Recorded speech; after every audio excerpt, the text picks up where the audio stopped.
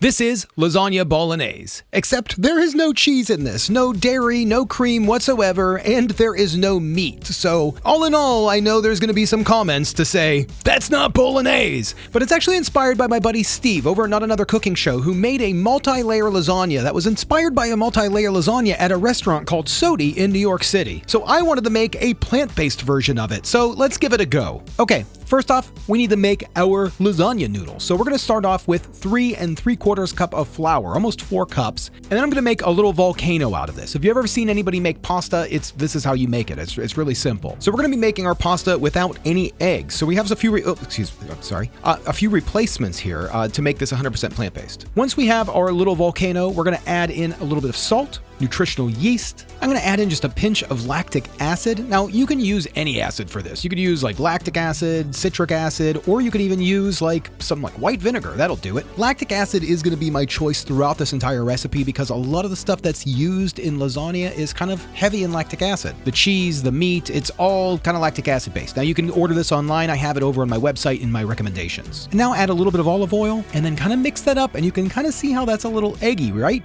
Now, the nutritional yeast is going to help as like a dough relaxer, which is going to help us form this pasta a little bit later in the end. And it's also a little heavy in glutamate, which is going to give it its more pasta flavor. It's going to give it a little bit of flavor, really. So now we're just going to start slowly adding in water, and I'm just mixing this together, slowly bringing in a little bit of flour at a time. This is going to take a little bit of time to do, but just keep going and keep adding flour, keep knocking it in as you go, adding in more water. We're trying to keep that consistency in the middle about the same until we've added almost all of the water and the flour's really started to come together, and then we could just get in there by hand and start kneading. Now, I'm just going to knead this by hand for a few minutes. All of the flour is going to start coming together, and then you're going to end up with a pretty smooth ball of dough. So we're going to be using this flour tomorrow, so I'm going to toss it in a bag, kind of press out as much of the air as I possibly can, and toss it in the fridge overnight. It's not going to ferment the dough, but the flavors will kind of start to impart in each other. It's going to end up with a better tasting dough in the end, the fact that it's sitting a little bit longer. Now for our meatless meat, I'm going to be using Plant Basics textured protein. These are really great. I really recommend them. And I'm going to be using 2 different ones, the ground and the crumble. The ground is going to be a little bit more fine, where the crumble is going to be larger chunks. But then also, these are both made out of different proteins. The crumble is made out of pea protein, where the ground is made out of soy protein. So we have a little bit of protein diversity. So we're going to start with 2 cups of ground and 1 cup of crumbles. And I'm going to use about a teaspoon of lactic acid in each one of these. And again, you can use the lactic acid or you can use any of the replacements that I talked about. Now, each one's going to get a little bit of nutritional yeast, yeast extract, a little bit of olive oil, smoked paprika, garlic powder, soy sauce, and specifically in the crumbles, I'm going to toss in a little bit of maple syrup. That's going to help the crumbles brown a little bit more and again, change up a little bit of the diversity. Now, I'm going to add enough water to cover both of these. It's going to be the same volume of water per volume of textured protein. And I'm just going to stir it up, make sure everything's nice and covered, put a lid on them, and then set them aside. This is going to make about 3 pounds of meat. Now it's time to start making our sauce. So like I said, we're making all of this the day before. All of this is going to sit overnight and just gain some flavor, and it's just going to be really good. So our sauce is going to start with some veggies. We're just going to chop up some carrots, celery, onions, and garlic, and then I'm going to toss them into a food processor. Now we're going to do these one at a time. Like Steve said in his video, we just want to pulse them down into about the consistency of ground meat. Now once everything's pulsed down, toss it into a bowl, set it aside, and we're going to move over to our stove with a Dutch oven and a decent amount of olive oil. Now, traditionally, a bolognese is made with meat. That's the main parts of bolognese. So there's a lot of fat in that meat that renders out. So to replace that fat, we're just going to be using a little bit more olive oil, which will also kind of add to the flavor. Once our olive oil is nice and shimmery, we're going to add in our textured proteins. I'm going to start with the protein crumbles and then add in the protein ground. Now just give that a stir and let that cook down for a minute, which is plenty of time for today's sponsor. Now, I'm sure you have heard me talking about Trade Coffee before. They're one of my favorite things because I get to discover new craft coffee with every delivery. Trade Coffee is a coffee subscription service that makes it simple to discover new coffees from over 55 top indie roasters, enabling you to make your best cup of coffee at home every day. You get the freshest, most flexible roast. Every bag is roasted fresh on demand and delivered on your schedule. Right now, I'm drinking coffee from Necessary Coffee. I recently switched from light roast to dark roast just to kind of change things up, and I'm glad I did. I am loving this coffee. This one's really bold, has some nice chocolatey notes to it, but it's also really kind of mild and smooth. It's very nice. I'm really liking this one. And we recently finished a bag of Cafe Vita organic French roast that both Monica and I really enjoyed. And my favorite part, besides the amazing cup of coffee, is this is fuel for independent roasters too. Trade's roasters hold high ethical ethical and sustainable sourcing standards, so every bag ordered supports them directly. So gang, upgrade your routine with a better coffee. Right now, Trade is offering my viewers a free bag of coffee with any subscription over at drinktrade.com/Saucestache. That's drinktrade.com/Saucestache for a free bag of coffee with any subscription purchase. drinktrade.com/Saucestache. Trade, thanks for sponsoring today's video and for these incredible cups of coffee. And we're back. That was quick. Now to make this ground bind and add the realism to the texture, I'm going to add in about 2 tablespoons of gluten flour. Now once you can push the ground aside and you can see that most of the excess liquid has cooked off, we're going to add in our veggies. I'm going to top the veggies with some salt, which is going to help some of the excess liquid out of the veggies cook out as well. We're going to let this cook for about 5 or 10 minutes. You really want to make sure that you get out most of that liquid. It'll slow down on steaming once it's got a lot of the liquid removed. Now I'm going to add 2 small cans of tomato paste. This is about 12 ounces of tomato paste here. So now we just want to stir this up, make sure it's mixed really well. Cook the tomato paste for about 3 or 4 minutes. That's about it. So after a few minutes, just stir it around and you'll see that some of that tomato paste and the sugars and stuff from the proteins have cooked down to the bottom of the pan. So we're going to deglaze that with a red wine. I found this, it's the Ménage à Trois red blend. It's a vegan red wine. So I'm just going to pour in about 1/4 of the bottle, kind of deglaze the one side, stir it over, and then I'm just going to pour in another 1/4 bottle and deglaze the other side. Now you might have noticed that my oven temp was going up. That's because I preheated the oven for 350 degrees because we're going to be tossing this in the oven pretty soon. But before we do that, after the wine's in and it's cooked down quite a bit, it's pretty thick now at this point, I'm going to be adding in about 4 cups of vegetable broth, about a tablespoon of nutritional yeast, small pinch of lactic acid. I'm going to add in about 3.5 cups of oat milk and then just stir this up. Now all we have to do is just bring this to a boil. Once it's at a boil, toss it in the oven without a lid on for about 3 hours. We want to continuously stir, which I didn't really do, but it was okay. I mean, now with the weight of this, I actually took it out of the oven to stir it and then just put it back in.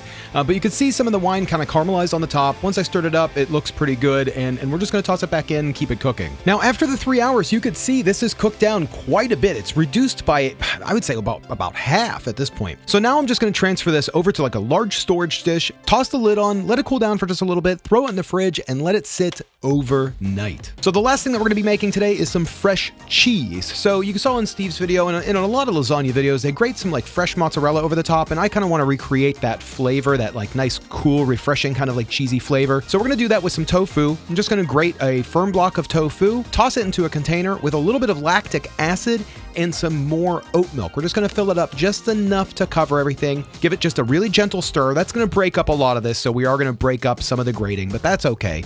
Throw the lid on, toss that into the fridge. It'll be ready tomorrow once this lasagna is all done, and it's gonna be really good.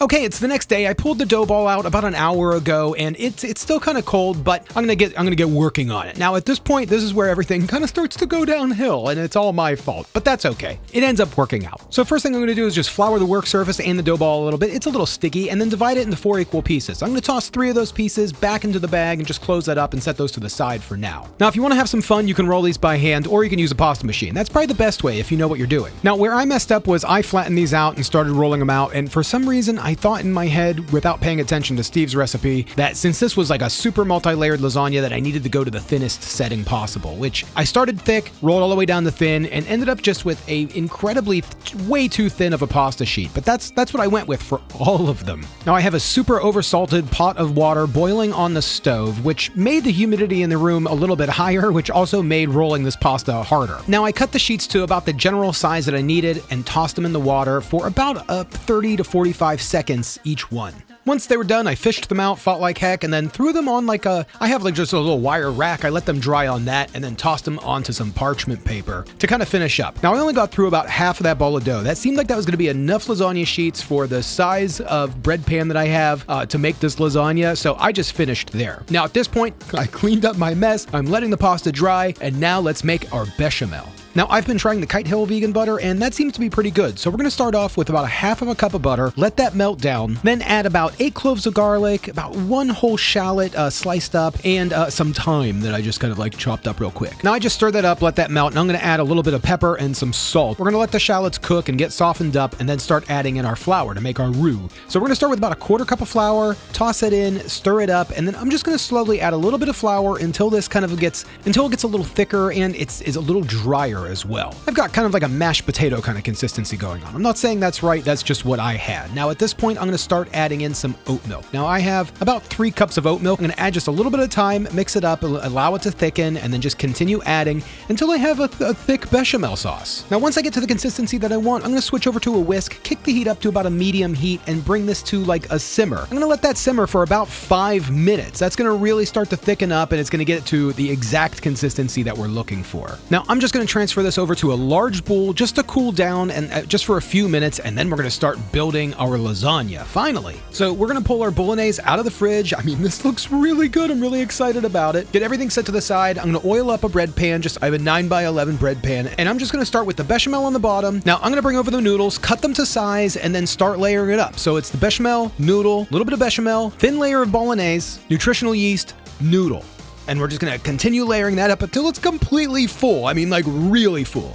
I might have went a little too full. Now we're gonna top it off with one final noodle, a thin layer of bechamel, toss it in the oven, and we're gonna bake that uncovered for about an hour at 350 degrees. After the hour, we're gonna pull it out, and you could see it kind of expanded. I don't know exactly what happened. I think some air got in underneath the lasagna and pushed it up, so I'm gonna kind of press this down. Now I'm gonna top it off with one more layer of bolognese, cover it up, toss it back in the oven for 30 minutes, and now this is done.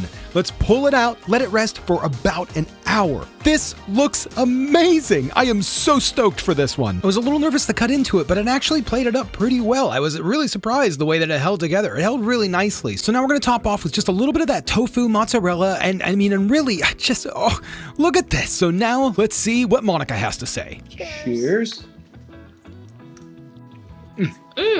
Really good. Oh my gosh. Yeah. I don't think... Okay, go ahead.